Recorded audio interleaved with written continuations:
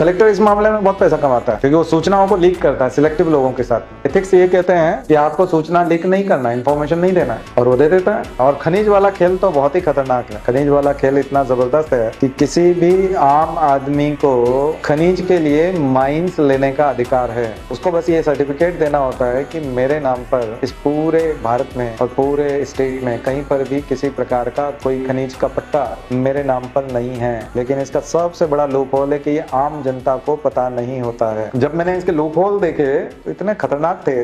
वो आवेदन मांगते समय में सर्वे नंबर मांग रहा है। आवेदन में क्या लिखना पड़ेगा कि आप कौन सा हिस्सा लेना चाहते हैं, तो वो बोलता है कि आपका सर्वे नंबर बताइए, इसमें नोट कीजिए और पटवारी से वो लिखवा के लिए आइए। अब यहाँ पटवारी भी मिला होता है, कलेक्टर भी मिला होता है, माइनिंग वाला भी मिला होता है, मंत्री भी मिला होता है। और ये सारी खनिज किसके होते हैं? मंत्री के या मंत्री के आदमी के। क्यों होते हैं? क्योंकि पटवारी उसी को सर्वे नंबर बताता है जो वहां उसमें आवेदन में लिखना है। आप जाओगे कि मैं एक आवेदन करना चाहता हूँ, आपको वो बताता नहीं कि खनिज वाला हिस्सा कहाँ है और उसका सर्वे नंबर क्या है, और आपको लिख के भी नहीं देता। और जब तक आप पटवारी की वो रिपोर्ट नहीं लगा देते, आपका आवेदन वहां लगता नहीं है। तो जब हमने देखा किसी को कि इसको आवेदन लगवाना है, बेरोजगार लड़का है, ये भटक रहा है, इसको बहुत अच्छा लोन मिल जाएगा, जैसे ही उसके पास जमीन आ जाएगी, 3 एकड़ जमीन आ गई, उसकी वो खुदाई करना चाहता है, जेसीबी मशीन खरीदना चाहता है, और बड़े जो क्रशर होते हैं जो क्रश करते हैं गिट्टी को, वो खरीदना चाहता है, तो उसके लिए लाखों रुपए चाहिए। तो लाखों रुपए कैसे मिलेंगे? बैंक वाले गारंटी मांगेंगे, पूछेंगे आपके पास जमीन है क्या। तो अगर उसके पास जमीन आ जाती है तो उसको 1 करोड़ रुपए तक का लोन मिल जाएगा मशीनों के लिए। आप 50 लोगों को रोजगार भी दोगे और आप करोड़पति भी हो जाओगे, और पैसा भी 2 साल में निकल आएगा। तो फिर जॉब की क्या जरूरत है? क्यों पीएससी करना है, क्यों आईएएस करना? आप तो 2 करोड़ रुपए अभी 4-5 साल में कमा के बैठ जाओगे। फिर वो 10 साल, 15 साल, 20 साल के लिए आपको मिला हुआ है, आप कमाते रहिए।